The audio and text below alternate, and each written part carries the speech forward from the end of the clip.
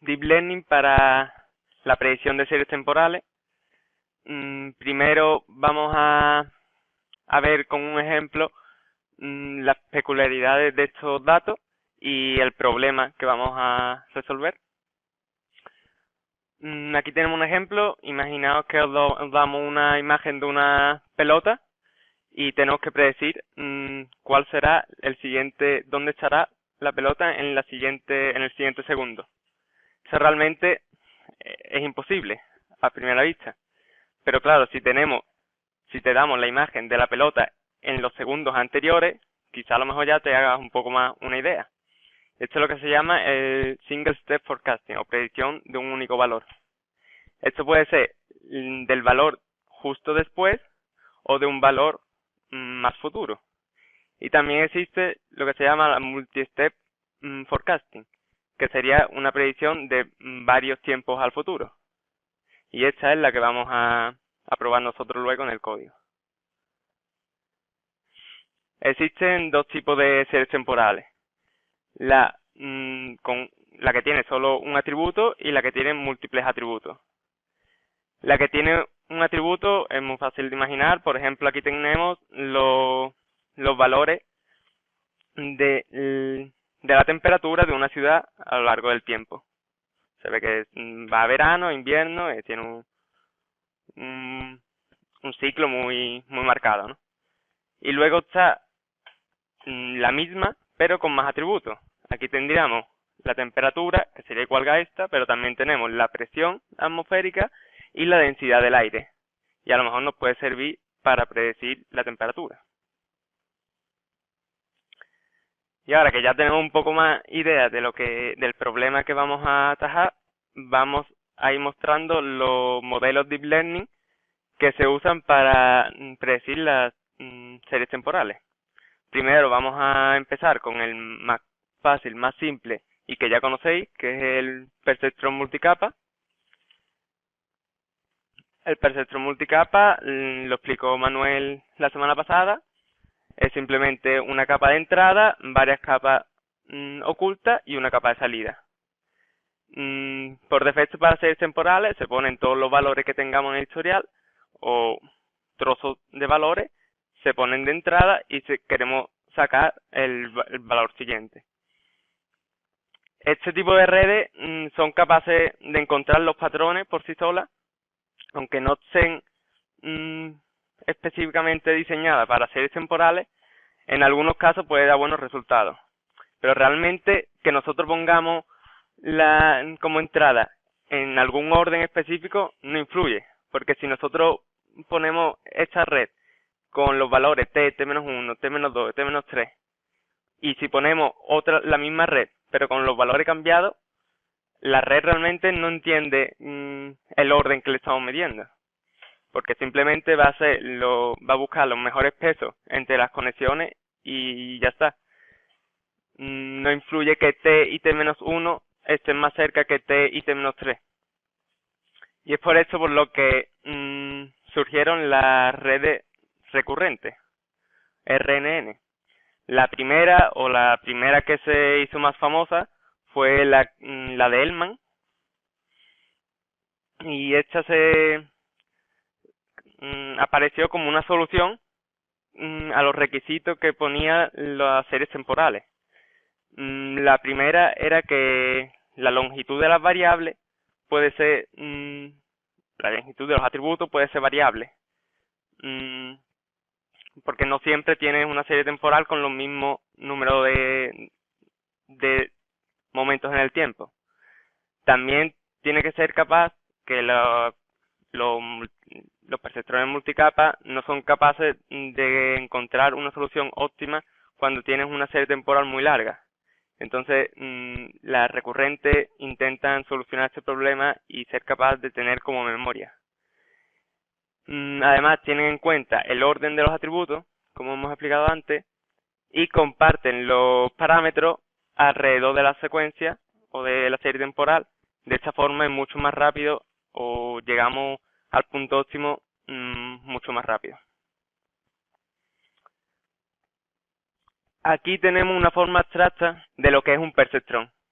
Esto es simplemente un perceptrón. Tiene una entrada, una neurona media y la salida. Y esta sería la red recurrente de Hellman.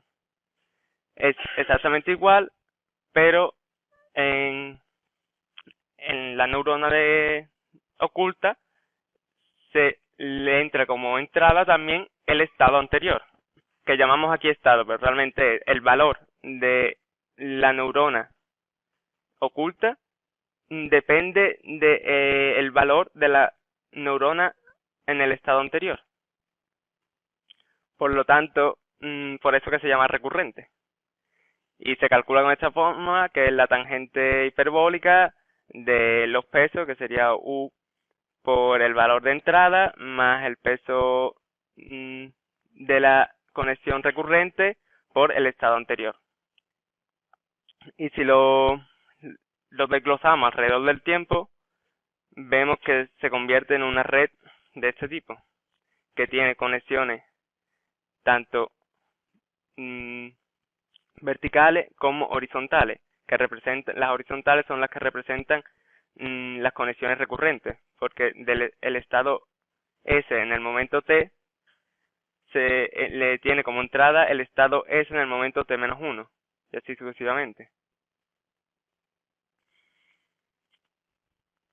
Ahora vamos a ver un poco cómo se entrenan estas redes. Si os acordáis, como explicó Manuel, las redes se entrenan con el algoritmo de backpropagation, que simplemente se calcula el output de la red y luego se va a marcha atrás para calcular,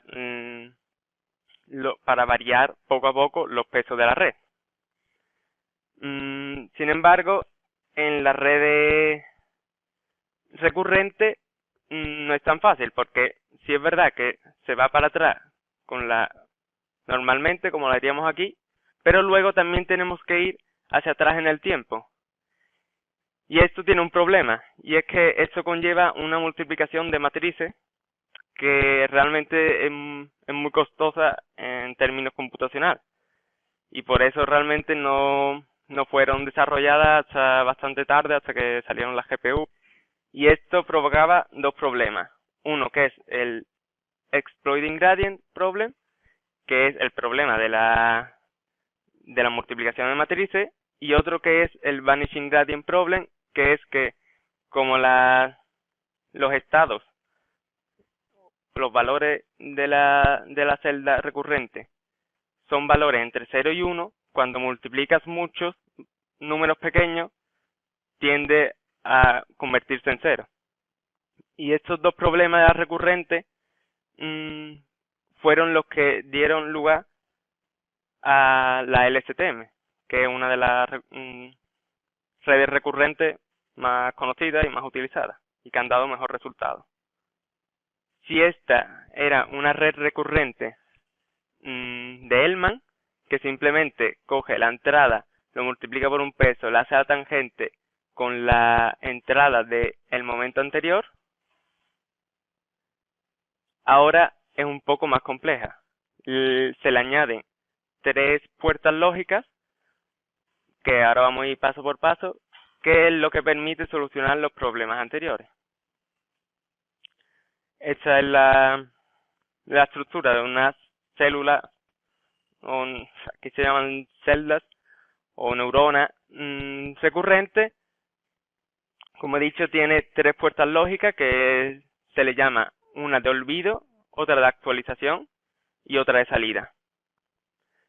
Vale, pues la puerta lógica de olvido que tiene, lo que hace es aplicar una función sigma que depende de la salida de la celda anterior, del momento anterior, y la entrada de este momento, para determinar si el estado anterior hay que olvidarlo o no. Hay veces, entonces, sabe decidir cuando, a lo mejor, si la distribución de la serie temporal ha cambiado en un cierto momento, le puede interesar olvidar el estado o no. Y eso también lo aprende esta red. Luego está la puerta lógica de actualizar, que hace exactamente lo mismo que en la red recurrente de Hellman, pero también se le aplica una función sigma dependiente del estado anterior, de la salida anterior y de la entrada, que decide si actualiza el estado o no lo actualiza. Entonces, simplemente se basa en la LSTM en ir añadiendo y enseñando a la red si tiene que actualizarlo o no tiene que actualizarlo, y eso es lo que soluciona el que el gradiente tienda a cero. Y una vez que se ha actualizado o no y se ha olvidado o no, este sería el estado interno oculto que tiene la red, y esto le entra luego otra vez al momento siguiente. Pero si veis, mientras que en la de Hellman el estado era siempre el mismo que la salida, aquí tiene separado el estado interno de la salida, que es esta. Y la salida se calcula exactamente igual que en la de Hellman, pero también con una puerta lógica que te dice si saca la salida anterior o saca el estado interno. Con esto, ¿qué es lo que ganamos? Como hemos dicho antes, independientemente el estado interno de la neurona y la salida son cosas separadas, aquí no hace falta hacer multiplicación de matrices. Entonces ya también hemos solucionado el explosion gradient problem. Si os fijáis, ahora se hace todo lineal y eso ahorra mucho cálculo computacional.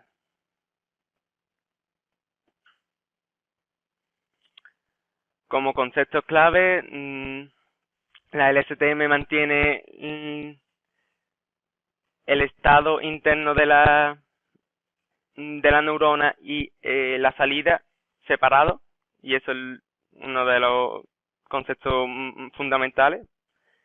Luego usa 3 puertas lógicas, la de olvido, la de actualizar y la de salida, y finalmente que el gradiente se calcula de forma ininterrumpida.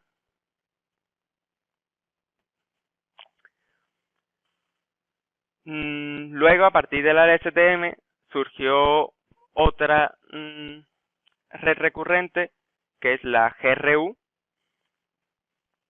que es básicamente es muy similar a la LSTM, pero con algunas variaciones. Esta es la de Hellman, que vimos primero, esta es la de LSTM, y ahora vamos a ver la GRU. La GRU no voy a entrar mucho en detalle, estas son las fórmulas y este es el esquema, pero simplemente aquí combina de una forma el estado interno y el estado de la salida, y además combina también la puerta de actualizar y de olvido en una. Pero básicamente la ventaja principal es que tiene mucho menos parámetros que la LSTM, y entonces llega a una mejor solución bastante más rápido. Pero claro, ahí hay un mundo. Hay algunos que dicen que es mejor, otros peor. Al final todo depende del problema. Y si os parece, nos vamos ya al código. Meteros en el GitHub y dentro de la carpeta Notebooks hay un nuevo notebook que se llama Intro DLTSF.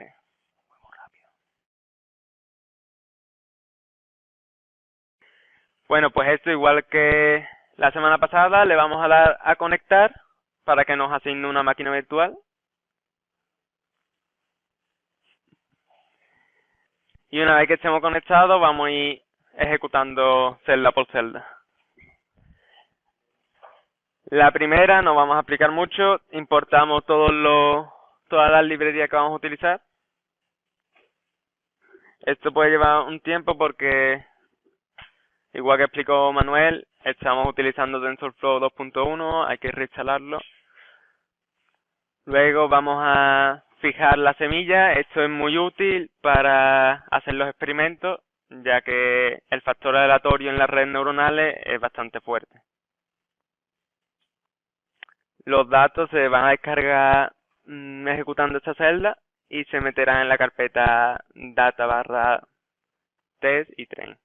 Ahora vamos a ir viéndolo y dibujándolo para que lo entendamos un poco mejor. Si ya os habéis cargado los datos, vamos a proceder a leerlos, tanto el train como el test.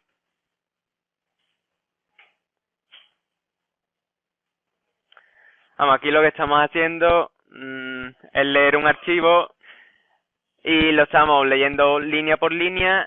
Al final es un CSV, así que las líneas están separadas por coma y lo transformamos en un float 32. Y en el test exactamente lo mismo. Estos son simplemente unas variables que nos van a ayudar a dibujar las series temporales. Estas son el nombre de cada serie temporal, de la ciudad de cada serie temporal. Tenemos la temperatura de San Francisco, Los Ángeles, Las Vegas, Dallas, Houston, Chicago. Ahora vamos a pintarlo.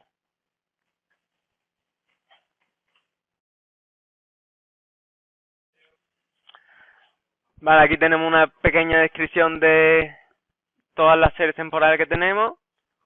44.436 horas de temperatura de San Francisco, Los Ángeles, Las Vegas, Dallas, Houston, Chicago, Detroit, Miami, Toronto, Filadelfia, New York y Boston.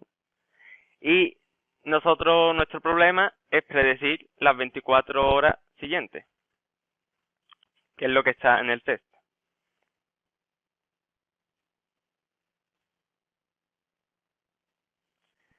En la siguiente celda vamos a pintar cada una de ellas. Simplemente usamos la librería Matplotlib, porque si tenemos una serie temporal, lo vamos a dividir en el pasado histórico y el futuro de predicción. El futuro de predicción aquí lo hemos establecido en 24 horas, porque tenemos un valor cada hora, pues 24 horas, 24 valores. Y el pasado histórico es lo que le vamos a entregar al modelo. El pasado histórico lo definimos nosotros, le podemos poner, no sé, un mes, una semana, un año, lo que nosotros queramos, depende de la serie temporal. Y esto después lo vamos a ir troceando de forma que vamos a sacar un train y un test dependiendo a estos valores. Si por ejemplo decidimos, estos son 5 valores y nosotros tenemos que predecir 3 valores, nosotros vamos a coger los primeros 5 valores para la X del train y los siguientes 3 valores para la Y del train. Y así vamos a ir recorriendo la ventana y vamos a hacer un ventanado para ir sacando nuestro train y nuestro test. Luego iría esta de aquí como segunda instancia del train. Bueno, aquí no se ve muy bien, en vuestros ordenadores lo veréis mejor. Estos son los... No, es un poco caótico, es la temperatura de todas las ciudades. Aquí la vemos una a una. Si nos fijamos, la temperatura está en Kelvin, va de unos 240 a unos 320. Y una vez que tenemos las series temporales, tenemos que hacerle un preprocesamiento previo. El primer preprocesamiento que vamos a realizar es la normalización, ya que las series temporales están en valores de 200 a 300, hay que ponerlo en valores más adecuados para las series temporales, que son entre 0 y 1. Y para ello lo que vamos a hacer es un mix-max normalization, que simplemente la fórmula está aquí, es restarle el mínimo y dividirlo por el máximo menos el mínimo. Aquí hemos implementado la fórmula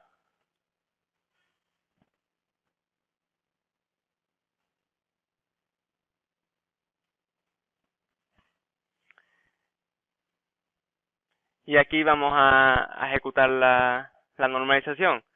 Hay que tener en cuenta que para normalizar no podemos usar los datos de test. Se tienen que usar los datos de train para sacar los parámetros de normalización, lo que es el máximo y lo que es el mínimo, y luego usar esos parámetros para el test. Tenemos que tener en cuenta que el test nosotros tenemos que trabajar como si no lo tuviésemos. Si no, sería un poco hacer trampa, ¿no?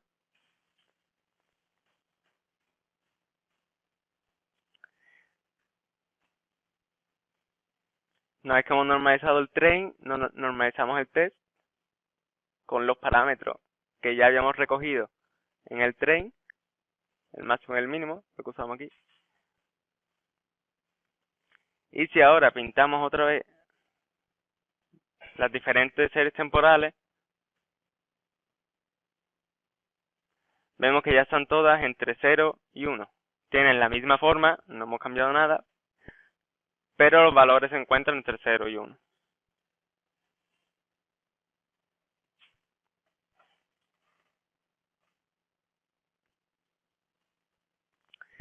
Y eso es lo que estaba explicando yo antes. Al modelo le vamos a pasar 240 horas, que serían 10 días, y vamos a predecir un día, que serían 24 horas.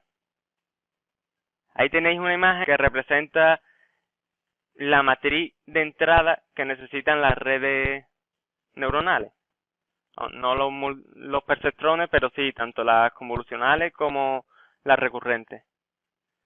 Es una matriz del número de ejemplos por el número de momentos en el tiempo por variable.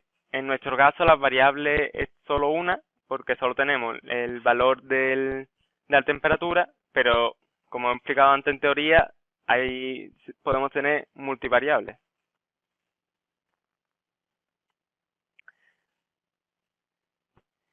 Y aquí lo que vamos a hacer es transformar nuestra lista de series temporales en esta matriz.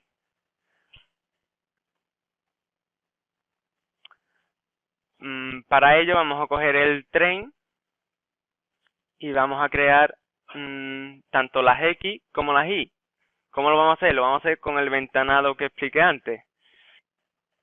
Vale, lo que vamos a ir haciendo es vamos a ir recorriendo toda la lista de series temporales y vamos a ir sacando trozos de 240 horas y le añadimos como a la I las siguientes 24 horas. Sería 240, 24. Luego corremos uno a la ventana y sería 240 y otros 24. Y así vamos sacando un dataset que si lo ejecutáis os sale la forma que tiene.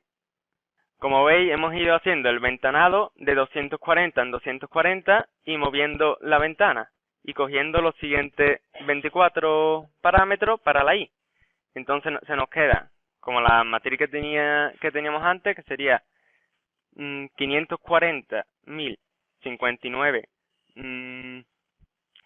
instancias de entrenamiento de 240 momentos en el tiempo por una variable que es la temperatura. Y la salida, la I de entrenamiento, sería el mismo número de instancias, pero solo 24 valores, que es lo que vamos a predecir. Y en el test, en nuestro caso, tenemos solo 12 porque tenemos 12 ciudades y vamos a predecir las últimas 24 horas. Vamos a dibujar, a ver si así queda más claro, algunos ejemplos de X y de Y de nuestro train. Bueno, concretamente este del test, creo.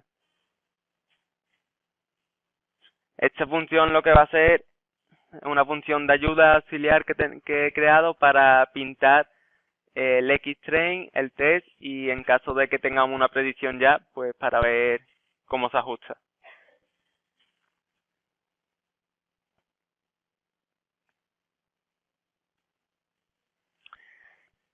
Si ejecutamos este trozo de código, vamos a seleccionar tres X e Y aleatorias de nuestro training set y vamos a pintarla. No sé si aquí se verá bien.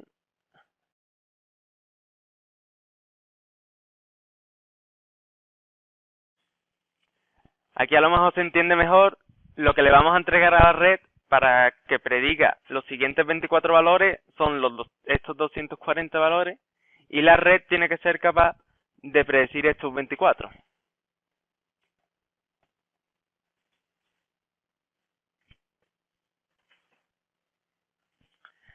Vamos a usar un tipo que es bastante útil, que es el default dig de Python, si no lo conocéis, para ir almacenando los resultados que vamos a ir ejecutando de nuestro modelo.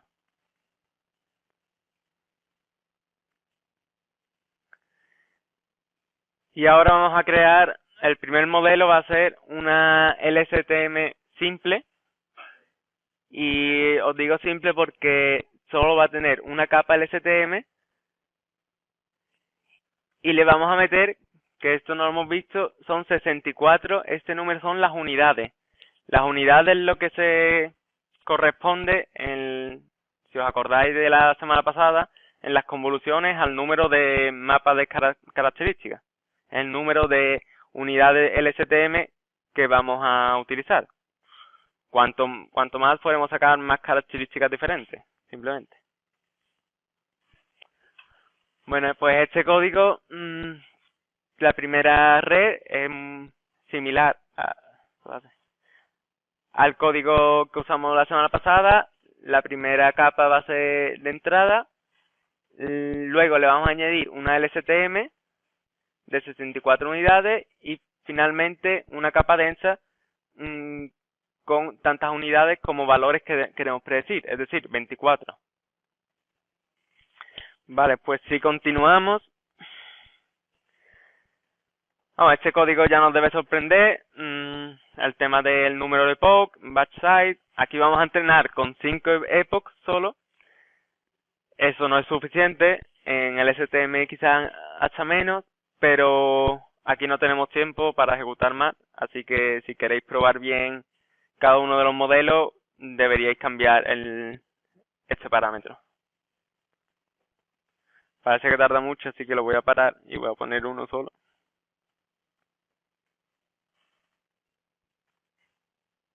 Simplemente para que veamos los resultados, aunque no sean significativos, porque obviamente habría que entrenarlo más de una vez. Vamos a ir guardando las predicciones. Aquí vamos a sacar la predicción con el model.predict del test y vamos a calcular una función de error, que es el mean absolute error, que para ir guardando y poder comparar un modelo y otro. Y luego vamos a pintar las diferentes ciudades con la predicción que hemos sacado. Y luego, aunque los resultados no son muy malos, pero esto lo podemos intentar mejorar haciendo una LSTM un poco más sofisticada, como podemos colocar LSTM encima de otra LSTM, y esta vez ayuda para abstraerse mejor y ser capaz de obtener características que una LSTM sola no puede tener. Eso es muy fácil, simplemente de la misma forma que antes, el input, luego una LSTM, aquí le hemos puesto 64 también, y luego una LSTM de 32. Aquí hay un parámetro muy importante, que es el return sequence igual a true. ¿Esto qué es lo que hace? Esto hace que devuelve la secuencia que ha ido sacando la LSTM. Estos valores de salida, si tú quieres poner una LSTM encima de otra, te sirven como entrada. Pues la GRU es exactamente igual. Para implementarla, simplemente tenemos una capa GRU que recibe como parámetro el número de unidades. Exactamente igual, lo único que tenemos que cambiar es el nombre de la capa. Y aquí en la GRU he puesto el otro ejemplo, que es el de return sequence true en la última capa. Es decir, aquí devolvería los 240 por 64. Y eso lo que tenemos que hacer es, eso es una matriz, pues lo ponemos todo, lo concatenamos uno tras de otro y se lo pasamos a la capa densa. Vamos a hablar primero de las convolucionales, las CNN, igual que las que explicó para las imágenes Manuel, pero adaptadas a las series temporales, y luego de unas convolucionales específicas que se llama Temporal Convolutional Network. Si os recordáis esta imagen, esto es una red típica convolucional que tiene el bloque convolucional y luego el bloque denso. Pues análogamente a esto es exactamente igual, pero con, en vez de matrices, vectores para series temporales. La convolución, en vez de por cuadrado, bueno, aquí tenéis un ejemplo que lo que al final estamos haciendo con la convolución es crear, modificar, pasarle un filtro a la señal inicial para conseguir muchas señales diferentes que son variaciones de la señal principal que pueden ser útiles para predecir. Eso es como cuando le pasamos filtros típicos en minería de datos a series temporales como la transformada de Fourier o cualquier otra. Si os acordáis de esta imagen, que era cómo se pasaba el filtro de una convolución sobre una imagen, análogamente existe el de las series temporales, que en vez de moverse en 2 dimensiones, se mueve solo en una. Y además también surgió, con el tema de las convoluciones, la dilatación. La dilatación sería esto, que es evitar algunos valores de en medio. ¿Cómo se traduce eso a las series temporales? Si una convolución de kernel 2 toma estos dos valores para hacer la convolución, con una red convolucional con dilatación, en vez de tomar directamente los dos de abajo, tomaría el de abajo y el de 2 más para atrás. ¿Por qué? Porque tiene una dilatación de 1, es decir, cada vez pega un salto de 1. Y esta idea es la que creó la TCN, Temporal Convolutional Network, que básicamente es eso, es un bloque convolucional con dilataciones. Simplemente cada capa de aquí, esta es la capa de entrada, y luego tiene una capa convolucional y capa convolucional que va incrementando la dilatación. ¿Y qué es lo importante aquí? Lo importante es el receptive field. El receptive field significa en la capa de salida qué número de neuronas de entrada se han involucrado para calcular el valor. Por ejemplo, este bloque de TCN que tendría un kernel size de 2, es decir, usamos 2, aquí usamos 2, aquí también 2, para calcular las convoluciones, y luego con dilataciones de 1, aquí se decía no hay dilatación, aquí 2, pega un salto, aquí 4, pega un salto de 3, y aquí 8, pega un salto de 7. Hay una fórmula que te calcula el receptive field de este bloque TCN, que está allí, que es el número de bloque, en este caso es uno solo, por el tamaño del kernel, 2, por la última dilatación, que sería 8. Sería en este caso 16, es decir, este valor ha sido calculado con los últimos 16 valores. Y lo que se hace también para aumentar este receptive field es poner un bloque TCN encima de otro bloque TCN. Entonces pues multiplicaría el receptive field. Es decir, si esto era 16, al meter otro se convierte en 32.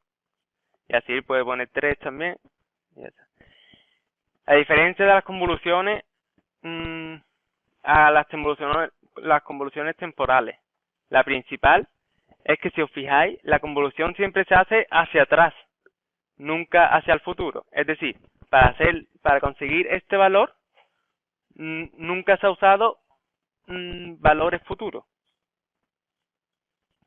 Y esto es lo que se llama la convolución causal. Es la única diferencia de la convolución estándar. Y pasamos ya al código.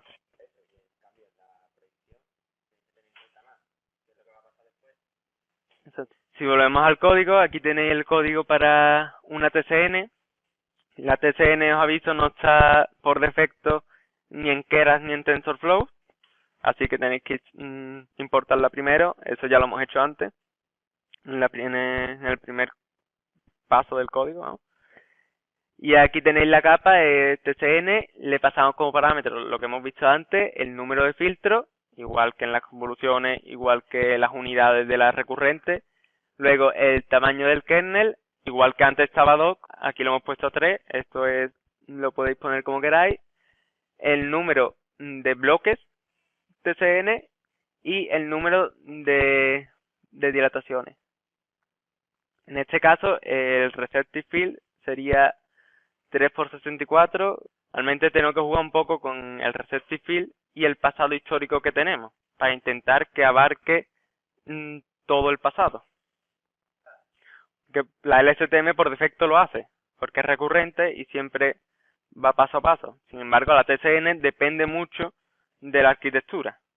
Si la diseñáis específicamente para vuestros datos, la podéis adaptar y que el receptive field abarque todo tu pasado histórico.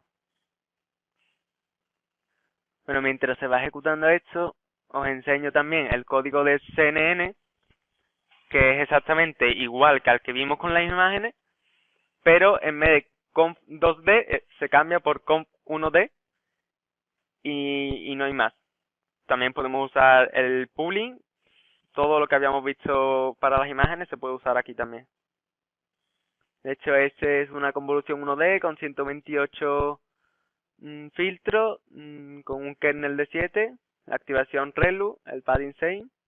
Luego usamos un pooling de 2 y volvemos a concatenar el bloque convolucional y pooling. Y finalmente le ponemos la capa de salida. Si seguís para adelante en el código, os he puesto también el código de un perceptrón multicapa, por si os interesa, por si queréis comparar los resultados que habéis sacado con todas las redes que hemos explicado, pues también lo dejo. Y con esto habríamos terminado.